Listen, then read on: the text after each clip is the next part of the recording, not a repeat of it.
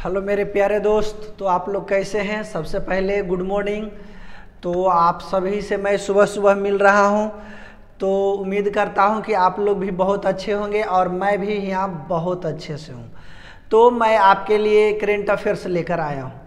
Daily जिस प्रकार से मेरी रुक्मिणी एजुकेशन प्लेटफॉर्म पर करेंट अफेयर्स की क्लास चलती है, आज भी वही रफ्तार से रुक्मिणी एजुकेशन प्लेटफॉर्म पर जो है हमारी क्लास चल रही है। तो आज का जो मैं कहना चाहता हूं, अरे आग लगा दो पानी में उसे जवानी कहते हैं। अरे आग लगा दो पानी में उसे जवानी कहते हैं, छीन लो सिलेक्शन उसे कहानी कहते हैं। तो आइए, जितना भी एसएससी के वैकेंसियाँ हो, सेंट्रल गवर्नमेंट की वैकेंसी हो चाहे स्टेट गवर्नमेंट की वैकेंसी हो, सभी से हमको सरकार से एक एक सिलेक्शन छीननी है। तो आइए हमारे साथ सभी लोग मिल करके रुक्मिणी एजुकेशन प्लेटफॉर्म पर सरकार से सिलेक्शन छीनने के काम करते हैं। तो आइए हमारे साथ करेंट अफेयर्स की तैयारी कीजिए, क्योंकि सभी लोग जानते हैं कि करेंट अफेयर्स जो होती है हर एक एग्जाम के लिए बहुत ही इम्पोर्टेंट होती है। तो आज इम्पोर्टेंट क्लास को जो दायरा चल रही है उसको मैं आज फिर से मैं उसी रफ्तार में उसी लय के साथ आप लोगों के बीच मैं लेकर के आ रहा हूँ करेंट अफेयर्स की क्लास। तो फर्स्ट क्वेश्चन जो है, हमारी फर्स्ट क्वेश्चन क्या है कि हाल ही में डीआरडीओ ने उद्योग अकादमी उत्कृष्टता केंद्र उद्घाटन कहाँ किया है। उत्कृष्टता केंद्र का उद्घाटन जो है डीआरडीओ कहाँ की है। तो डीआरडीओ के बारे में सबसे पहले जान लेंगे। डीआरडीओ का फुल फॉर्म आप बता दीजिए। डीआरडीओ के तो इतना नाम सुने होंगे। तो डीआरडीओ को होता है full form defence research and development organisation. क्या चीज? Defence research and development organisation होता है। अब डीआरडीओ की स्थापना कब हुई है, तो स्थापना के बारे में हम बात कर लेते हैं। तो 1 जनवरी 1958 ईस्वी को डीआरडीओ की स्थापना हुई है। कब हुई है? 1 जनवरी 1958 ईस्वी को जो है डीआरडीओ की स्थापना हुई है। उसके बाद इसका मुख्य वाक्य क्या है डीआरडीओ को? तो बलस्य मूलम विज्ञानम, बलस्य मूलम विज्ञानम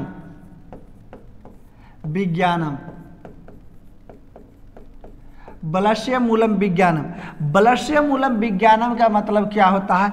बल का जो असली स्रोत है उसे हम लोग विज्ञान कहते हैं। बल का असली स्रोत क्या है? विज्ञान है। तो बल का असली स्रोत विज्ञान है।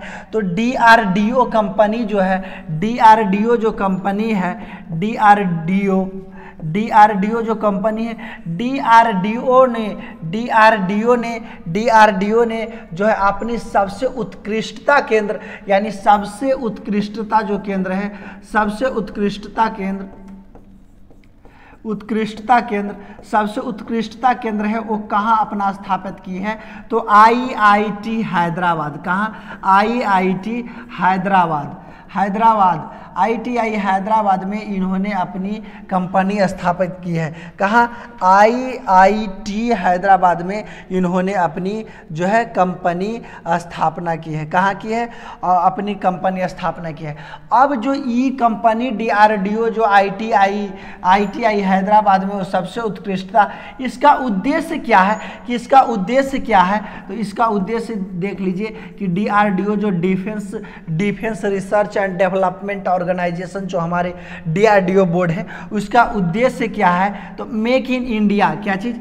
मेक इन इंडिया इसका उद्देश्य है। मेक इन इंडिया यानी कि क्या चीज? भारत को जो क्या चीज करना है?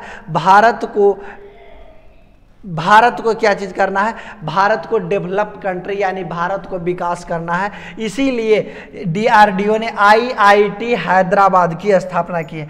किसको की है? आईआईटी हैदराबाद। क्या चीज बोल दिया है? आईआईटी डीआरडीओ ने के उद्योग अकादमी उत्कृष्टता केंद्र उद्घाटन कहाँ किया गया है? तो कहाँ किया गया है? आईआईटी हैदराबाद में किया गया है। यही देख लीजिए, आईआईटी हैदराबाद जो कंपनी है आपको वह दिखाई दे रही है। नेक्स्ट क्वेश्चन, मैलकम आदिशिष्या पुरस्कार 2023 किसे प्रदान किया गया है? तो बता दीजिए किसे प्रदान किया गया है। तो कौन सा पुरस्कार है, पहले उसके बारे में देख लेते हैं।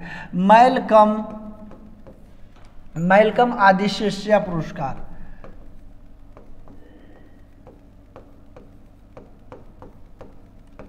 मैल्कम आदेशिष्य पुरस्कार जो है इसके बारे में हम लोग जान लेंगे। मैल्कम आदेशिष्य पुरस्कार जो 2023 में दी गई है वो किसे दी गई है? उत्साह पटनायक को दी गई है। किसे? उत्साह पटनायक को दी गई है। किसे दी गई है? उत्साह पटनायक को दी गई है। उत्साह पटनायक को दी गई है। उत्साह पटनायक को क्या चीज दी गई है? उत्साह पटनायक को मैल्कम आदेशिष्य पुरस्कार। अब क्यों दी गई है? तो देने का तो कोई कारण ना है। अब कोई किसी को हम पुरस्कार देते हैं तो किस कारण से उस पुरस्कार को दे रहे हैं? तो यह क्या चीज, यह एक सबसे बढ़िया, तो सबसे बड़ी बात है कि यह एक अर्थशास्त्री है। क्या चीज है? अर्थशास्त्री है। उत्साह पटनायक जो है अर्थशास्त्री हैं। क्या चीज़ है? अर्थशास्त्री जो है यह है कौन? उत्साह पटनायक। उसके बाद और कुछ हम लोग बात कर लेते हैं। और यह एक अच्छा समाज सुधारक भी हैं, समाज सेवी भी कह सकते हैं। यह एक समाज सेवी हैं। इन्होंने समाज के लिए बहुत सारे कार्य किए हैं। क्या चीज़? इन्होंने समाज के लिए क्या चीज़ है? बहुत सारे कार्य किए हैं। अब मैल्कम आदेशिष्य पुरस्कार के बारे में जान लेते हैं कि ये जो पुरस्कार है, यह पुरस्कार जो है मैल्कम को, कौन पुरस्कार है? कौन पुरस्कार है? मैल्कम आदेशिष्य पुरस्कार है। इसकी शुरुआत कब से की गई है? शुरुआत कब से की गई है इसके बारे में जान लेते हैं। इसकी शुरुआत जो है 2000 ईस्वी से की गई है। कब से की गई है? 2000 ईस्वी से की गई है। कब से की गई है? 2000 ईस्वी से की गई है। अब बात करते हैं ये जो मैल्कम आदेशिष्य पुरस्कार है इसमें क्या कितना राशि दी जाती है और कुछ दिए जाती है? तो हाँ, इसमें 2 लाख राशि कितना दिया जाता है? राशि की बात कर लेते हैं तो राशि इसमें 2 लाख रुपया दिया जाता है। क्या चीज? 2 लाख रुपया दिया जाता है और प्रशस्ति पत्र भी दिया जाता है। क्या चीज? एक प्रशस्ति पत्र भी दिया जाता है और 2 लाख रुपया दिया जाता है। कितना? 2 लाख रुपया। अब प्रभात पटनायक हैं, इनके बारे में हम लोग कुछ जान लेते हैं। यानी कि 2022 ईस्वी में जो मैल्कम आदेशिष्य का पुरस्कार जीते हैं, कौन जीते हैं? प्रभात पटनायक। और 2023 में कौन जीते हैं? तो उत्साह पटनायक जो है 2023 में जीते हैं। प्रभात पटनायक हैं जो 2022 में जीते हैं। अब कुमार मंगलम बिड़ला कौन है? तो कुमार मंगलम बिड़ला कौन है? तो इन्हें business man of the year भी कहा जाता है। Business man of the year, business man of the year. Business man of the year का पुरस्कार किसने जीते हैं? कुमार मंगलम बिड़ला जो है business man of the year पुरस्कार जीते हैं। तो क्या क्वेश्चन था? मैल्कम आदेशिष्य पुरस्कार 2023 में किसे प्रदान किया गया है? तो उत्साह पटनायक को प्रदान किया गया है। मैल्कम आदेशिष्य पुरस्कार किस लिए प्रदान किया गया है? यह एक अच्छा समाज सेवी है, इन्होंने समाज के लिए बहुत सारे कार्य किए हैं और यह एक अर्थशास्त्री भी हैं। क्या चीज़ है? यह एक अर्थशास्त्री भी है। और बात कर लेते हैं मैल्कम आदेशिष्य जो पुरस्कार है उसकी शुरुआत 2000 ईस्वी में हुई है और उसमें कितना राशि दी जाती है और क्या चीज़ दी जाती है उसके बारे में देख लीजिए।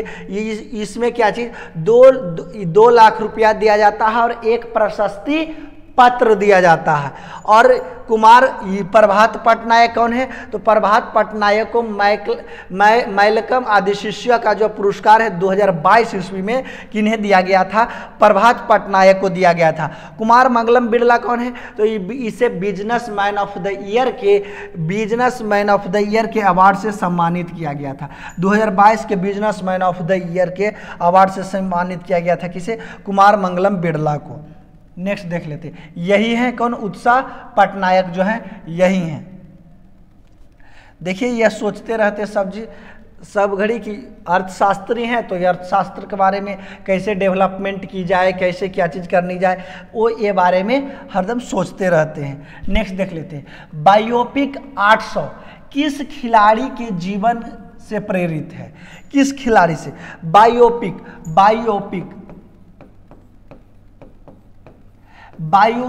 800 क्या चीज? बायोपिक 800 जो है किस खिलाड़ी से संबंधित है? तो मुथैया मुरलीधरन। मुथैया मुरलीधरन के बारे में आप सभी लोग जानते हैं कि मुथैया मुरलीधरन कौन है? तो मुथैया मुरलीधरन जो है यह श्रीलंका के स्पिनर है। कहाँ के हैं? श्रीलंका के श्रीलंका के स्पिनर हैं, श्रीलंका के स्पिनर हैं। इन्होंने टेस्ट क्रिकेट में, क्या चीज में, टेस्ट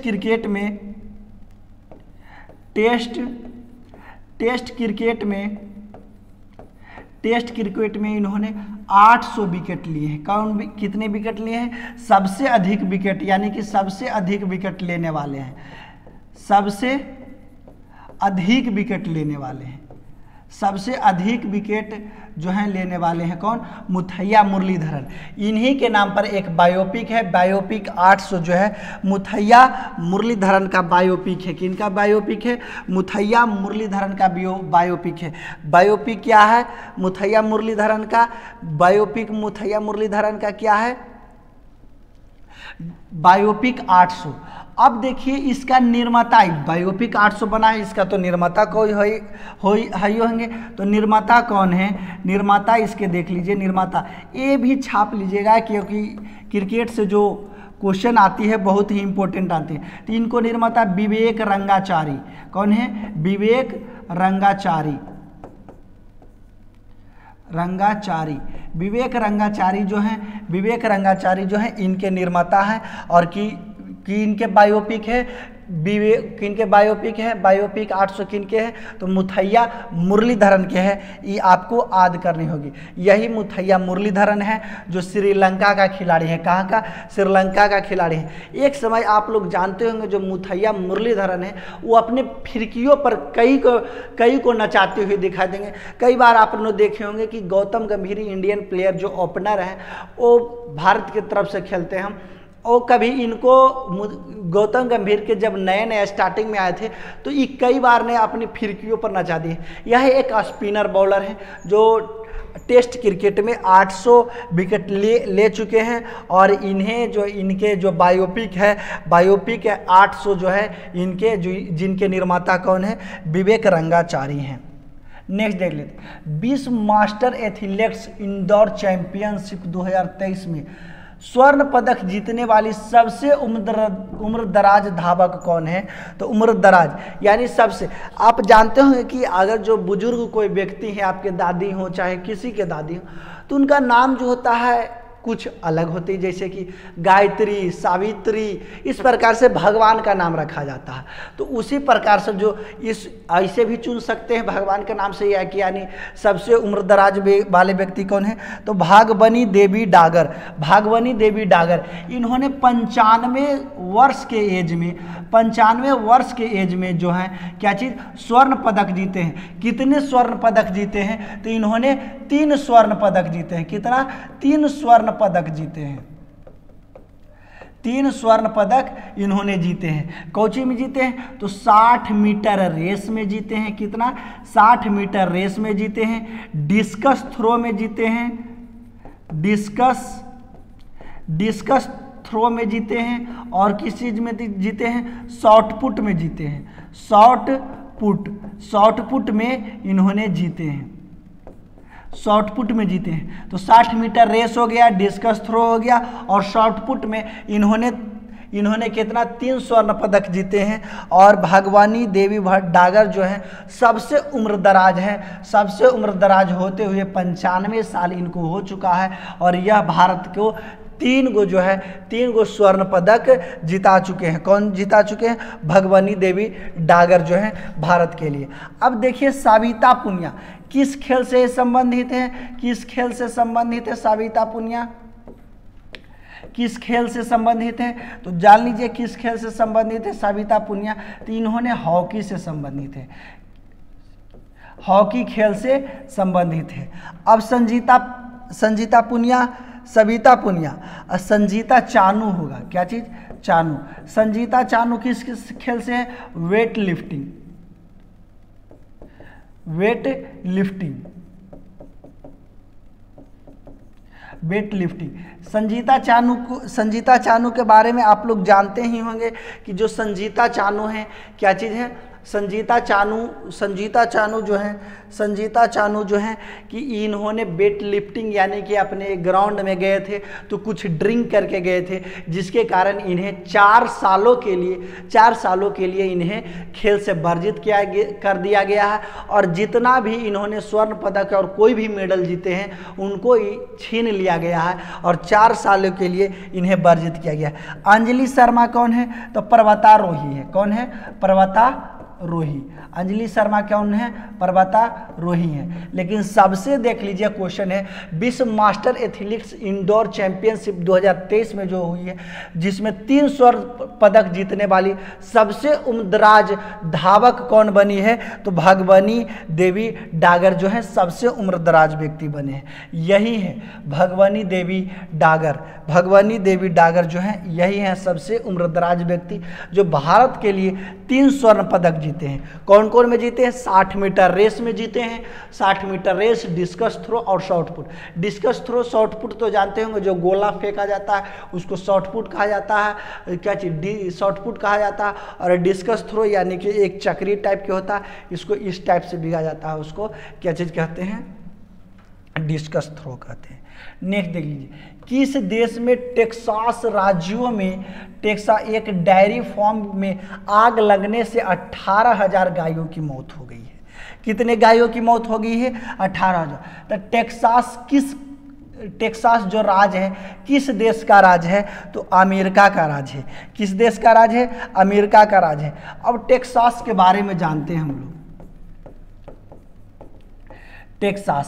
टेक्सास जो है सबसे पहले जानेंगे कि अमेरिका का राज्य है। इसमें क्या हुआ था, कुछ बिजली का चिंगारी उत्पन्न हुई, जिसके कारण से हुआ जो गाय की फार्म थी उसमें 18,000 गायों थी और यह एक डेयरी थी। 18,000 गायों को पाला जाता था, जिसमें एक चिंगारी के कारण आग लगी और 18,000 गायों की मौत हो गई। कितना गायों की मौत हो गई है? 18,000 गायों की मौत हो गई है कि 2023 ईस्वी में। एक बार पहला बार नहीं ऐसा है, एक बार 2016 ईस्वी में मौसम खराब क्या चीज़ हो गया था? बर्फवाही जो तूफान चल रही थी, बर्फवाही तूफान, जिसमें क्या चीज़ 35,000 पालतू की मृत्यु हो गई थी।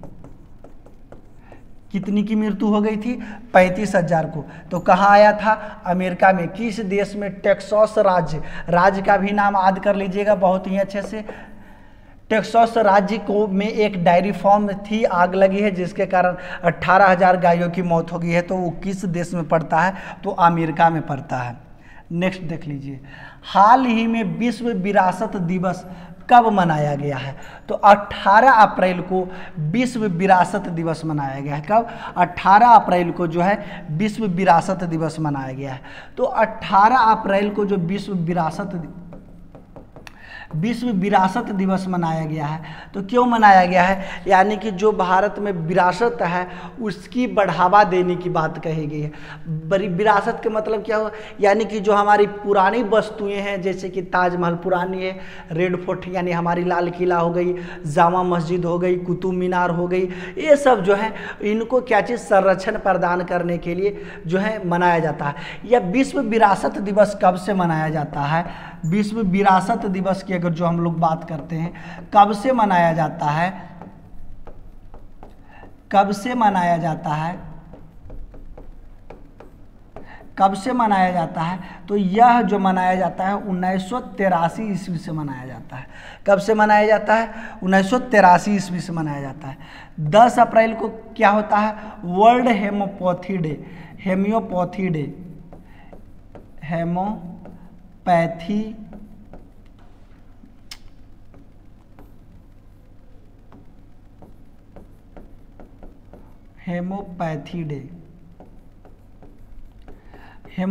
डे मनाते हैं। क्या? कितना तारीख को? 10 अप्रैल को। और 14 अप्रैल को क्या चीज़ है? आप लोग बता दीजिए। 14 अप्रैल को क्या चीज़ है? 14 अप्रैल को बता दीजिए। 14 अप्रैल को बता दीजिए। जानते हैं आप लोग सभी को, मैं कल ही पढ़ाया हूं कि 14 अप्रैल को है भीमराव अंबेडकर जयंती। भीमराव अंबेडकर जयंती।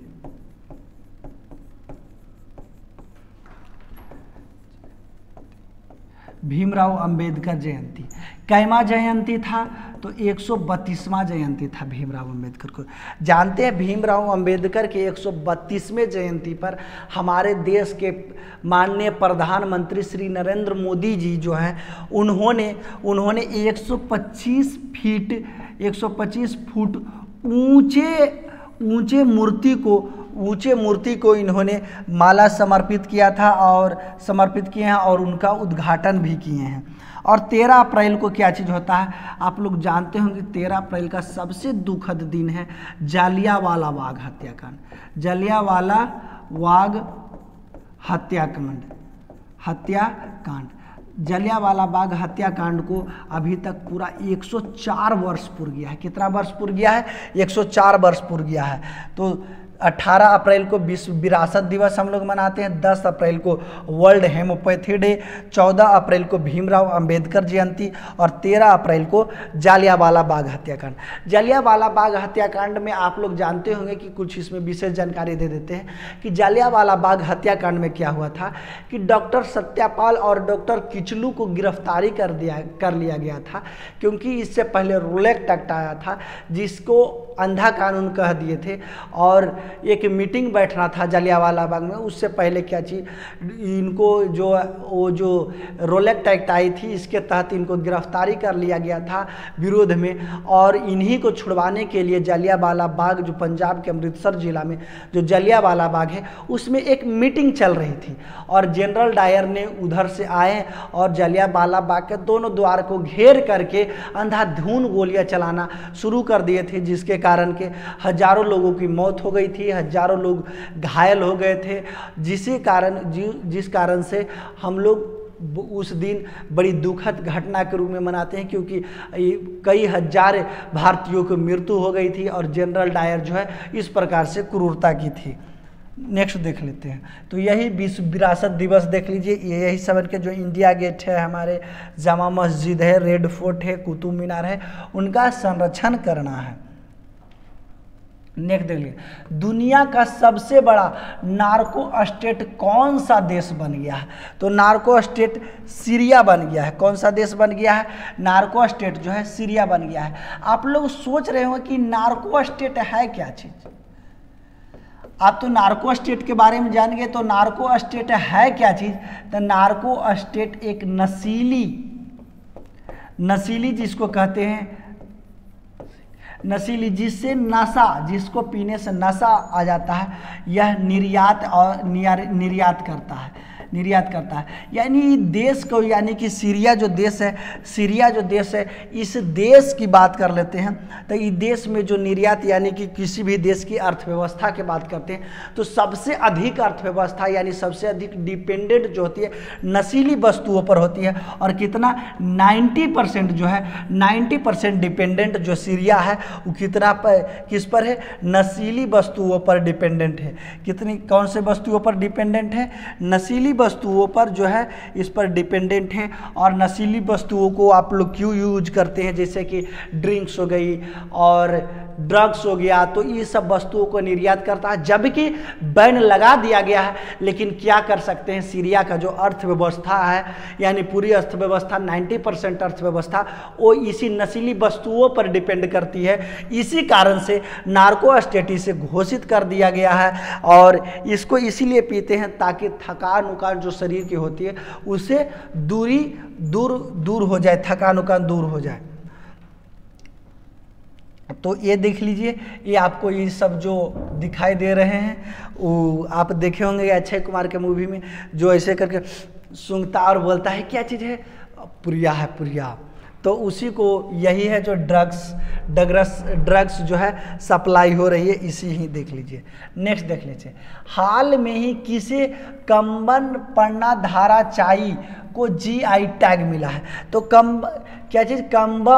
कंबम होगा यहाँ, कंबम पन्ना धारा चाई कम्बन पनीर धाराचाई जो है क्या चीज़ है? तो एक कम्बन अंगूर है। क्या चीज़ है? कम्बम अंगूर है। कम्बम अंगूर है जिनको जीआई टैग मिल गया है। एक कहाँ का है? तो तेलंगाना का है। किस राज्य का है? तेलंगाना को है। और आप लोग जानते हैं कि भारत जो 2023 में है, भारत जो है टोटल 246 को जीआई टैग दे दिया गया है, जिसमें सबसे प्रथम नंबर पर कौन है? सबसे प्रथम नंबर पर तेलंगाना है।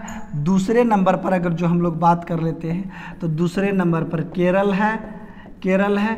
और तीसरे नंबर पर अगर जो हम लोग बात कर लेते हैं, तीसरे नंबर पर कौन है? तो तीसरे नंबर पर हमारे यूपी उत्तर प्रदेश है। कौन है? उत्तर प्रदेश है। बिहार को भी जीआई टैग मिला है मरचा चावल। बिहार को किस लिए मिला है? बिहार को जो पश्चिमी चंपारण का एक मरचा चावल है, मरचा चावल के लिए जीआई टैग दिया गया है। किसे? बिहार को दिया गया है। किसे दिया गया है? जीआई टैग बिहार को दिया गया है। यही देख लीजिए कम्बम पन्ना धाराचाई, जो जिसको कम्बम अंगूर भी कहते हैं, यही है। इसका उपयोग भी किस लिए किया जाता है? तो इसका उपयोग किया जाता है ये अगर जो आपको कोई पुरानी बीमारी है तो पुरानी बीमारी को ठीक करने के लिए ये जो है कम्बम पन्ना पनीर धाराचाई जो है इसका उपयोग किया जाता है, जिसको हम लोग कम्बम अंगूर के भी नाम से हम लोग जानते हैं। नेक्स्ट देख लेते हैं।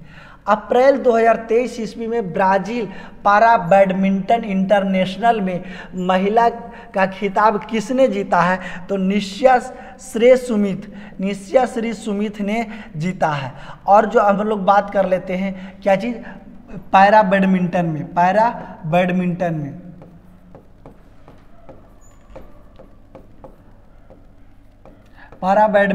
जीता है कौन? पैरा बैडमिंटन में तो निशा श्री सुमित। क्या चीज? निशा श्री सुमित ने जीता है। अगर जो हम लोग बात कर लेते हैं मेंस पारा बैडमिंटन में किसने जीता है? मेंस पारा बैडमिंटन में कौन जीते हैं? तो मेंस पारा बैडमिंटन में प्रमोद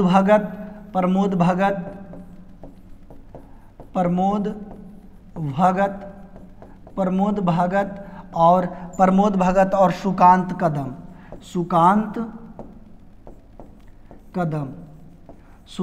कदम है जिन्होंने जीते हैं। और भारत जो है टोटल 2 गोल्ड मेडल जो है भारत जीत चुका है। ब्राज़ील पैरा बैडमिंटन इंटरनेशनल में भारत जो है कितना अभी तक टोटल 2 मेडल जीत चुका है, 2 गोल्ड मेडल। और किसने जीता है? महिला में किसने जीता है? निशा श्री सुमित जीते हैं।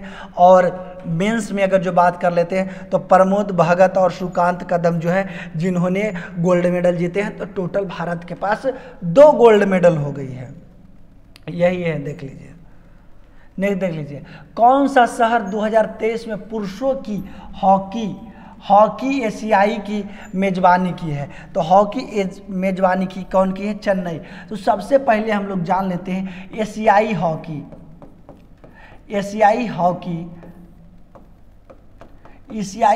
जो है 2023 में कहाँ होने वाली है? तो 2023 में कहाँ होने वाली है? तो यह सबसे पहले हम लोग जानेंगे कि यह भारत में होने वाली है। भारत के किस शहर में होने वाली है? तो भारत के चेन्नई शहर में होने वाली है। कहाँ? और बात कर लेते हैं एशियाई हॉकी की शुरुआत कब हुई है?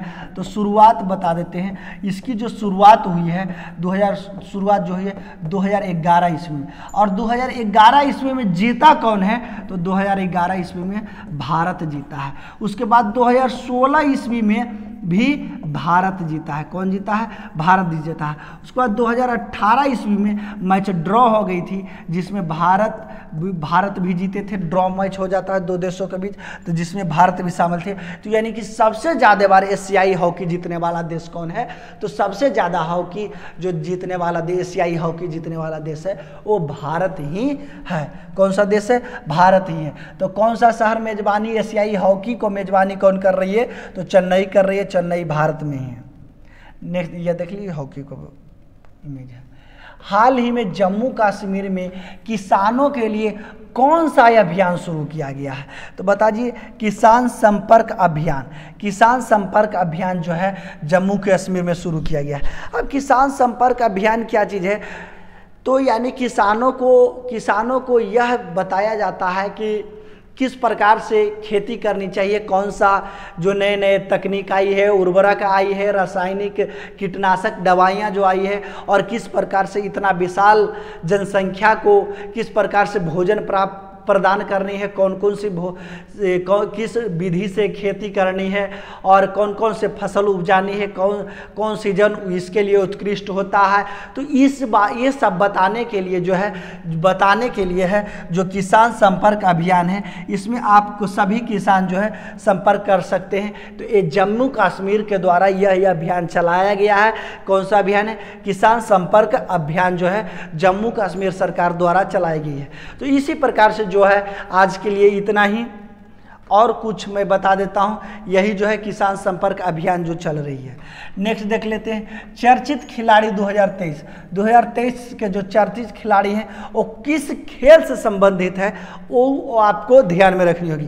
क्योंकि जो हम बार बार बताते हैं कि कभी कभी ये पूछ देता है, एक खिलाड़ी का नाम दे दिया, और जैसे कि वो दे दिया हरभजन सिंह, पूछ देगा हरभजन सिंह किस खेल से संबंधित है।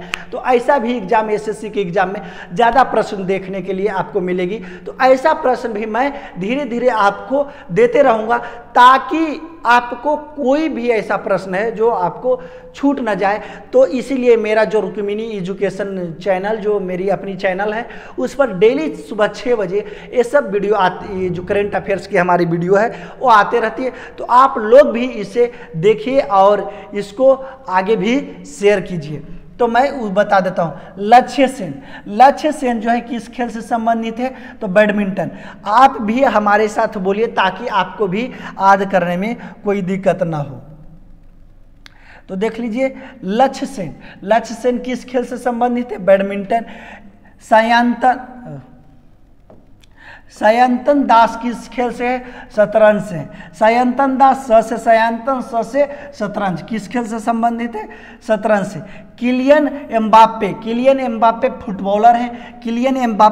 फुटबॉलर हैं। नेट साइबर जो है क्या चीज़ है? क्रिकेटर है नेट साइबर। मीराबाई चानू भारोत्तोलन है, वेट लिफ्टिंग मीराबाई चानू। निकहत जरीन मुक्केबाज हैं जो हाल फिलहाल में जीते हैं आप लोग, निकहत जरीन जो है। और इसको और देख लीजिए क्या चीज़ है? शरत कमल आचत टेबल टेनिस से है। शरत कमल अचंता जो है टेबल टेनिस से। तो आप लोग फिर से एक बार हमारे साथ बोल लीजिए, लक्ष्य सेन बैडमिंटन से। सयंतन दास जो हैं किस खेल से संबंधित है?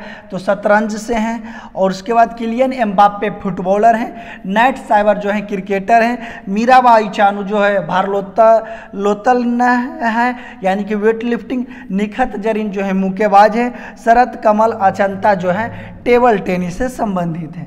नेक्स्ट देख लेते हैं, खिलाड़ियों की आत्मकथा यानी सभी क्रिकेटर का जो है वो आत्मकथा। एसे अगेंस्ट ओड्स सानिया मिर्जा का है। एसे अगेंस्ट ओड जो किनका है? सानिया मिर्जा का है। ये shoot at history Abhinav Bindra का है। निशानेबाज अभिनव बिंद्रा हैं तो जानते हैं। सानिया मिर्जा टेनिस खिलाड़ी हैं। Starting from the heart Kapil Dev का है, जो क्रिकेटर हैं कपिल देव। ये पूर्व कप्तान भी रह चुके हैं और भारत के ये ऑलराउंडर बैट्समैन हैं। स्टार्टिंग फ्रॉम द हार्ट कौन है? कपिल देव जो क्रिकेटर हैं। अनब्रेकेबल मैरी कॉम का है जो मुक्केबाज हैं। तो आप लोग भी हमारे साथ बोलिए ताकि आपको भी याद करने में कोई दिक्कत नहीं। एसे अगेंस्ट ओड किनसे है? सानिया मिर्जा किससे खेल से संबंधित है? टेनिस से। तो एसे अगेंस्ट कौन है? सानिया मिर्जा। किस खेल से संबंधित है? Tennis. A shot at history Abhinav Bindra क्या चीज़ है? निशानेबाज हैं। और starting from the heart Kapil Dev जो है क्रिकेटर है। अनब्रेकेबल मैरी कॉम जो है मुक्केबाज है। अनब्रेकेबल हम टूट नहीं सकती हैं मैरी कॉम। नेक्स्ट देख लेते हैं, playing it my way Sachin Tendulkar and बोरिया मजुमदार, दो को मिलकर लिखे हैं। प्लेइंग इट माई वे जो है सचिन तेंदुलकर और बोरिया मजुमदार का है writer. The race of my life Milkha Singh, the race of my life जो है ये कौन लिखे हैं? मिल्खा सिंह लिखे हैं। कौन लिखे हैं? मिल्खा सिंह लिखे हैं। उसके बाद क्या है? Six machine Chris Gayle. Six machine आप लोग जानते होंगे कि इन्हें क्यों कहा जाता है सिक्स मशीन, क्योंकि ये क्रिस गेल जो है वेस्ट इंडीज का खिलाड़ी है, वेस्ट इंडीज का बैट्समैन है। वो आते के साथ छक्के से ही शुरुआत करते हैं, तो सिक्स मशीन किसे? क्रिस गेल है। Straight from the heart Kapil Dev, straight from the heart जो है कपिल देव है। इसी के और देख लीजिए पीटी उषा किस खेल से संबंधित है? एथलीट से हैं। सैम करन किससे हैं? क्रिकेटर से हैं। लवलीना बोरगोहेन कौन है? मुक्केबाज जो है, हाल फिलहाल गोल्ड मेडल जीते हैं। नीतू घनघस और स्वीटी बुरा और लवीना बोरगोहेन जो हाल फिलहाल मुक्केबाजी में जीत चुके हैं। और एक कौन है? निकहत जरीन जो मुक्केबाजी में ये 4 गो जो है भारत के लिए गोल्ड मेडल दिलवाए हैं। कौन कौन से हैं? लवलीना बोरगोहेन, नीतू घनघस, स्वीटी बुरा और निकहत जरीन, चारों जो हैं मुक्केबाज में है। चारों जो 2023 में भारत के जो इंटरनेशनल मुक्केबाजी चैंपियनशिप हो रही थी उसमें क्या चीज़? गोल्ड मेडल दिलाए हैं। कौन कौन? नीतू घनघस, लवलीना बोरगोहेन, निकहत जरीन, ये तीनों मुक्केबाज हैं, ये मुक्केबाज से संबंधित हैं। ये तीनों भारत के लिए गोल्ड मेडल जीते हैं। तो आप लोग को कैसी लगी कि हमारी करेंट अफेयर्स और स्टैटिक की जो क्लास चल रही है, तो आप लोग को उम्मीद करते हैं कि बहुत अच्छी लगी होगी। तो आप लोग इसे मन से पढ़ें और एग्जाम में ध्यान रखिएगा कि इससे फालतू जो मैं करेंट अफेयर्स पढ़ा रहा हूँ स्टैटिक, इससे बाहर आने वाली नहीं है। और जो बेसिक जो हिस्ट्री हो गई, हमारी पॉलिटिकल हो गई, बायोलॉजी हो गई, यानी जीके जीएस का जो पेपर है उस पर आप लोग कमांड करते रहिए। और मैं इधर आधा घंटा के मैं क्लास लेता हूँ, आधा घंटा मैं इधर आप लोग को करेंट अफेयर्स प्लस स्टैटिक की जो है कमांड मैं करवाते रहूँगा। तो इसी के साथ मैं यहाँ समाप्त करता हूँ। मैं कल मिलता हूँ। धन्यवाद।